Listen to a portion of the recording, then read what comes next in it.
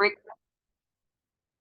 Okay, everybody, welcome back. We have talked about how you're seen by clients, how to set up your profile page. We've talked about when clients look and want to book you for a job, what happens. We've talked about you reading breakdowns.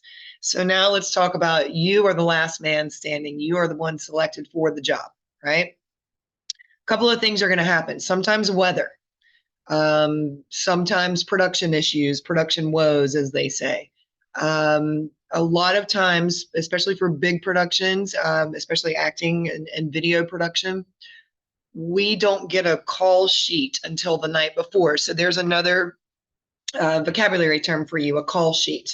Call sheet goes out from the producer the night before, letting everybody know what time they need everybody for different scenes. Sometimes it may change. Like if I tell you for your shoot on Friday, if I hear on Wednesday, look, your call time is going to be 8 a.m. Friday morning. They may push that because they want to wait until weather blows through and maybe you're pushed to noon, or maybe you were booked for noon. They want to push you to 8 a.m. because of weather. Point is that each production is going to be different.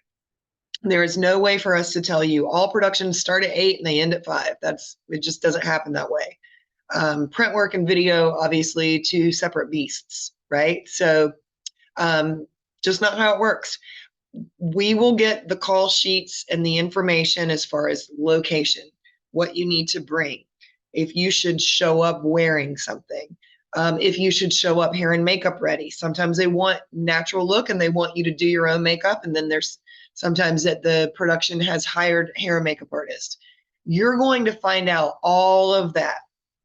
I'm going to give you an idea as much as I have prior, but ultimately the night before is when we need to just kind of be on standby that, things could change. Okay. And I just mean call times. But let's go through a couple of do's and don'ts. Now, remember, I sent you this email. I'm going to share this screen with you. All right. These are some basic do's and don'ts of like what you should be doing prior to the audition, during the audition, post audition, and when you get the job, and then just some things that you shouldn't do on set. So I'm just going to kind of pick it up here with when you get the job. Your agent, which is me, is going to tell you where you're supposed to be, what you need to bring, all of that good stuff. You don't need to sign anything while you're out on set unless it's approved by us. We just did a casting for a private jet company and they changed the usage. So this is how we bill rates. We bill based on labor, how long you're on set, and then two, how the images or the footage will be used. And the usage was only a 2-year buyout. And then they put on the agreement that they tried to get the talent to sign on set that it was a buyout in perpetuity, which no, they need to buy it every 2 years. So don't sign anything on set that I haven't already approved, but I'm going to let you know that. Okay. A couple of other things, just some basics. The shoot is not about you. So if you go in and you try to show up and, show out, as they say, they're going to be really turned off by that. You're no more important than the camera guy. Um, you're no more important than the hair and makeup artist. Production teams, there's no I in team, as they say.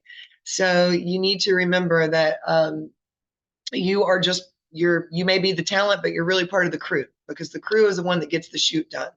So if you get there early, I don't want you walking in 30 to 45 minutes to an hour early saying, oh, I'm going to show them that I'm this and that. Well, that means you're doing it and making it about you. There are call times for a reason. They can have a crew breakfast and they didn't buy you breakfast and your parents. So if you show up at 6 a.m. when your call time 7 a.m., you're walking in on a crew meeting. So just be mindful, be very, what's the word I'm looking for? Be polite. Don't make this about you. Just remember that everybody that's there is just as important as you are, or you wouldn't have a job, and nor would we. Okay. So when you arrive, you'll have a contact person's name. and you'll know, who to check in with. If they ask you to bring some things from your wardrobe, you'll bring all of that in when you show up. But when you show up, just be polite, say hello, check in with your contact person, and then wait for further instructions on set. But normally it's going through wardrobe or getting you into hair and makeup. And sometimes they do ask for you to bring some items from your wardrobe. So you'll know all of that ahead of time. But just when you get there, stay out of the way, sort of wait for the crew to get, everything settled and rolling for you, and then they'll come for you. Productions are a bunch of hurry up and wait.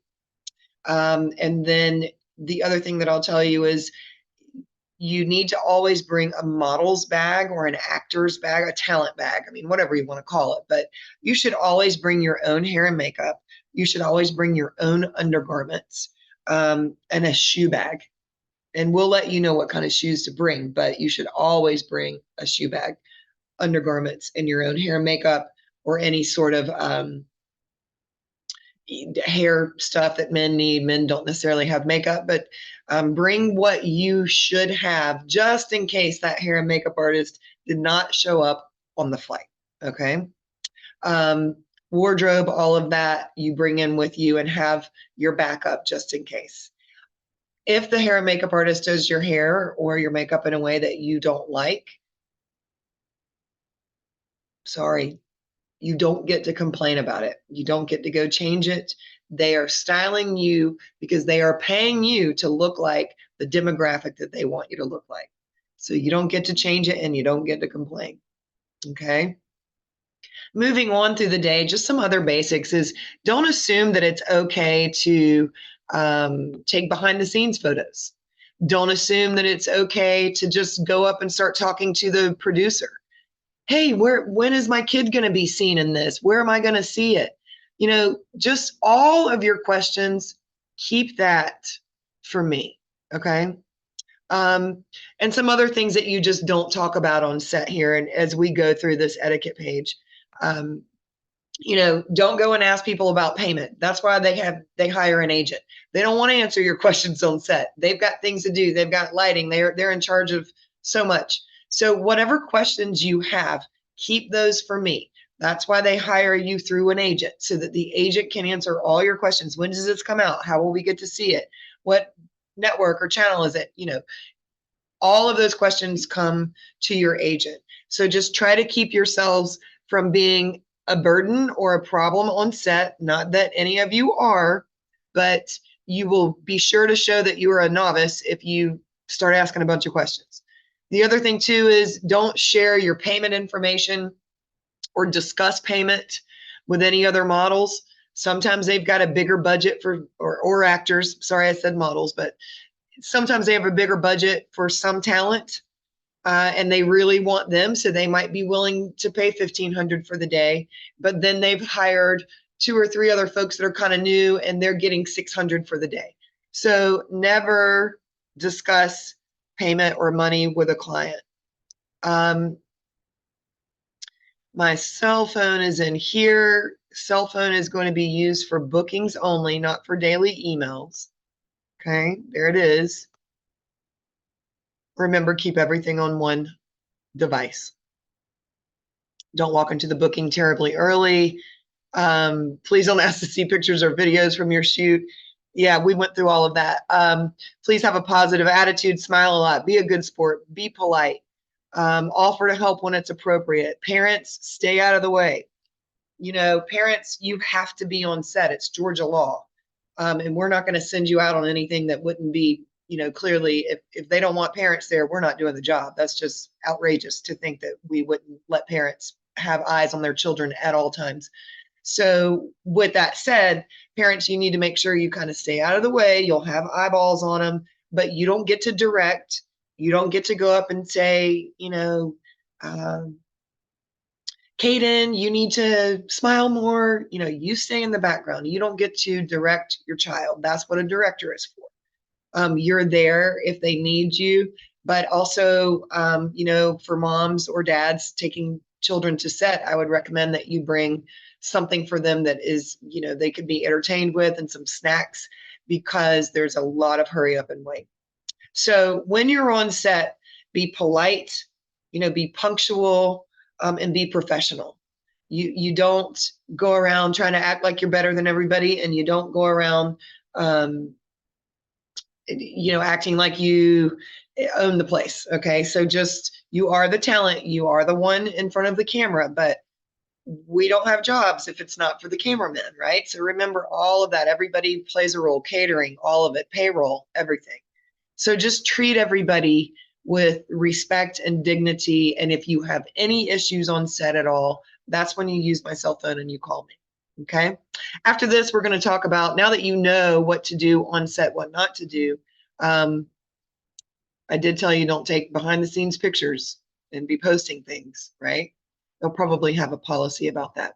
But now that we've talked about your onset, we're going to move on to our next segment after this, which will be payment. How do I get paid for what I just did? On the next